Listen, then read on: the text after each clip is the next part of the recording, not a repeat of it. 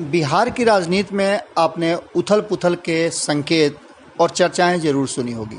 इन चर्चाओं के बीच में भारत लाइव ने लगातार आपको बहुत सारी बातें बताई हैं, जिसमें राजनीतिक संभावनाएं और घटनाक्रम, लोगों के बयान को लेकर के हमने आपको कई तरह की बातें समझाई हैं। हमने प्रयास किया है कि जो बातें भीतर खाने में हो रही हैं वो आप तक पहुँचे।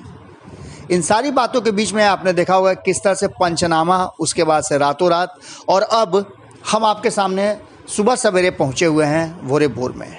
आपको बता दें कि ये खबर बिहार की राजनीति, सत्ता और आने वाले भविष्य को लेकर के संभावनाओं के आधार पर और बयानों के आधार पर आधारित है। इन सब बयानों और संभावनाओं को लेकर के भले ही आज हो सकता है कि आपको भरोसा ना हो, पर बहुत जल्द इन सब पर मुहर लगनी लगभग तय मानिए। आपको बता दें कि संपादक नमन मिश्रा जी के साथ बातचीत के दौरान हमने इस बात को बताने का प्रयास किया था और कई उसमें तर्क के साथ हमने इस बात को स्थापित किया था कि नीतीश कुमार संभावनाओं की तलाश में रहते हैं और अपने फैसले तुरंत लेते हैं। उनके फैसले के लिए बहुत पहले से आप देखे होंगे कि कोई तैयारी नहीं होती है, अचानक से वो फैसला लेते हैं और उस फैसले पर वेट एंड वॉच की स्थिति में रहते हैं। ऐसा ही एक फैसला उन्होंने लिया था 2020 के चुनाव के बाद। उस फैसले से उन्हें क्या फ़ायदा हुआ, क्या घाटा हुआ, ये तो नीतीश कुमार बताएंगे, पर इतना ज़रूर था कि जिस तरह से उन्होंने पार्टी का अध्यक्ष पद छोड़ा था, उसके बाद जिस हिम्मत के साथ और जिस सोच के साथ उन्होंने आरसीपी सिंह को काम दिया था, वो काम शायद उस अनुपात में नहीं हो सका। आखिरकार नीतीश कुमार को ही संगठन और पार्टी को मजबूत करने का काम करना पड़ा। उस मजबूती में उन्होंने क्या कुछ किया, वो सारी चीज़ें आपके सामने हैं। किस तरह से 43 की संख्या को, जो तीसरे नंबर पर आ गई थी जदयू, उसको बढ़ाने का काम किया। 43 की संख्या को उन्होंने 45 किया, फिर 46 की ओर ही बढ़ रहे हैं। सबसे पहले उन्होंने जिस तरह से अशोक चौधरी के साथ आपने देखा होगा कि निर्दलीय विधायक को लेकर के पार्टी की संख्या 43 से 44 की, उसके बाद जमा खान को लेकर के 45 किया, उसके बाद अब एलजेपी के भी एकमात्र जो विधायक हैं उनका भी उनके तरफ झुकाव हो गया है। इन सब के बीच में जो सबसे महत्वपूर्ण बात थी वो ये थी कि नीतीश कुमार को वक्त चाहिए था अपने आप को मजबूत करने के लिए। यही कारण है कि भारतीय जनता पार्टी के अधिक सीट होने के बावजूद नीतीश कुमार ने पहले ही शर्त कर रख लिया था कि वो मुख्यमंत्री की कुर्सी उन्हें ही मिलेगी। ऐसी बातों को लेकर के पब्लिक डोमेन में घोषणाएं भी हो गई थी। चुनाव के ठीक पहले जब सीट शेयरिंग का फार्मूला तय हो रहा था, तभी नीतीश कुमार ने ये शर्त रख दिया था और सीट शेयरिंग फार्मूला के तुरंत बाद ये सब कुछ तय हो गया था। इसके बाद आपको बताएं कि ठीक उसके पहले नीतीश कुमार को ये समझ में आ गया था कि कहीं अगर भारतीय जनता पार्टी और एलजेपी मिल करके चुनाव लड़ी तो ऐसी स्थिति में नीतीश कुमार की और भद पिटेगी। कारण है कि यदि कुछ भी सीटें लेकर के आ जाती हैं एलजेपी, जो अगर महागठबंधन से अलग होकर के चुनाव लड़ना है, तो ऐसी स्थिति में कहीं ना कहीं एलजेपी को भारतीय जनता पार्टी से अलग करना होगा। चुनाव के बाद ये कुछ भी फैसला कर सकते हैं और उन्होंने इस पूरे कवायद में अपने आप को आगे रखा और भारतीय जनता पार्टी को मजबूर होकर एलजेपी को एनडीए के हिस्सा से बाहर रखना पड़ा, जबकि आज भी केंद्र में एलजेपी हिस्सा है एनडीए का। ये बातें भारतीय जनता पार्टी के लोग भी जानते हैं और एलजेपी चिराग पासवान तो जम करके इस बात को कहते भी हैं। संभावनाएं भी हैं कि मंत्रिमंडल के विस्तार में उन्हें स्थान मिलेगा और ये नीतीश कुमार के लिए फ़ायदेमंद कहिए तो हो गया। कारण कि जो भी सीटें कम आई, उसके बावजूद भारतीय जनता पार्टी के पास इतनी ज़्यादा क्षमता नहीं थी कि वो सरकार बनाने में नीतीश कुमार को अलग कर दे। ये पता था कहीं ना कहीं नीतीश कुमार को कि एलजेपी और अन्य दलों को बाहर करने से उनके साथ जो जीतन राम मांझी हैं उसका फ़ायदा मिल जाएगा। और जीतन राम मांझी ये मान के चलिए कि वो भले ही सीटें माफ़ कीजिएगा जीतन राम मांझी की हो, लेकिन उसका पूरा अधिकार आप देख रहे होंगे कि नीतीश कुमार का है। एक तरह से मान के चलिए कि वो जदयू की ही सीटें हैं। अब इसके बाद की पूरी कहानी शुरू होती है और नीतीश कुमार संगठन को मजबूत करने में लग जाते हैं। इस संगठन को मजबूत करने की पूरी कवायद में जिस तरह का सहयोग और जो अपेक्षाएं थी वो आरसीपी सिंह से पूरा नहीं हो पा रही थी। लगातार आरसीपी सिंह या तो दिल्ली में रह रहे थे या फिर संगठन में आते थे तो किसी न किसी रूप में उन पर उंगलियां ही उठ रही थी, क्योंकि संगठन में उनके कड़े तेवर थे। इसके बाद नीतीश कुमार ने एक और तगड़ी चाल चली और लवकुश समीकरण को साधने के लिए उपेंद्र कुशवाहा को अपने साथ लाया। यहाँ तक कि आरएलएसपी का पूर्णतः विलय हो गया जदयू में। जो चाहिए था उपेंद्र कुशवाहा को मान सम्मान भी मिला और संसदीय बोर्ड का अध्यक्ष बनाकर आरसीपी सिंह के ऊपर बैठा दिया। ये तय हो गया था कि अब जो कुछ भी संसदीय बोर्ड का फैसला होगा वो उपेंद्र कुशवाहा के हाथों में होगा। उन्हें एमएलसी भी बना करके सदन में पहुंचा दिया और तब नीतीश कुमार का काम लगभग आधा पूरा हो चुका था और ये पूरी तरह से कवायद बढ़ती जा रही थी बिहार में एक बड़े परिवर्तन और बड़े गठजोड़ की तरफ। ये गठजोड़ धीरे धीरे अपनी जगह पर चला गया। अब एलजेपी भी पूरी तरह से बिहार में किसी भी सदन विहीन हो गई। दूसरी चीज़ कि भारतीय जनता पार्टी को उपेंद्र कुशवाहा के आने से और जीतन राम मांझी के साथ रहने से लगातार टक्कर मिल रहा था। जहां एक तरफ उपेंद्र कुशवाहा छोटी बड़ी कमियों को उजागर करके भारतीय जनता पार्टी को आईना दिखा रहे थे, वहीं कहीं ना कहीं जीतन राम मांझी लगातार नीतीश कुमार के पक्ष में खड़े नजर आ रहे थे। इस बात को लेकर के भारतीय जनता पार्टी में भी कहीं ना कहीं चिंता जरूर थी कि अगर वो बहुत ज़्यादा कुछ टाइट होती है तो ऐसी स्थिति में नीतीश कुमार हाथ खींच सकते हैं और एक राज्य से भारतीय जनता पार्टी आउट हो सकती है।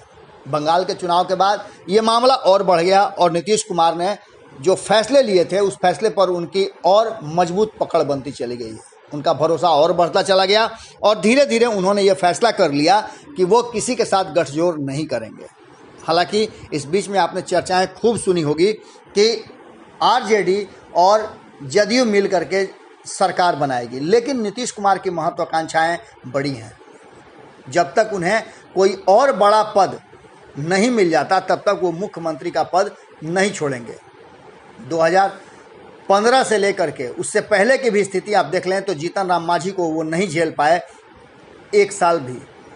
दूसरी तरफ आपने देखा होगा कि 2 साल तक महागठबंधन सरकार बनने के बाद भी 2 साल से कम समय में वो नहीं झेल पाए लालू प्रसाद और तेजस्वी यादव को। इसके साथ ही आपको बता दें कि अब स्थिति ऐसी हो गई है कि नीतीश कुमार कहीं ना कहीं भारतीय जनता पार्टी को भी, जो वर्तमान भारतीय जनता पार्टी है, उसे झेलने के लिए तैयार हैं। 2013 में स्थितियां कुछ जैसी थी उसको लेकर के नीतीश कुमार ने फैसला लिया था। 2017 में फिर वो भारतीय जनता पार्टी के बढ़ते प्रभाव को समझ गए थे, क्योंकि 2014 में उन्हें करारी हार मिली थी लोकसभा चुनाव में।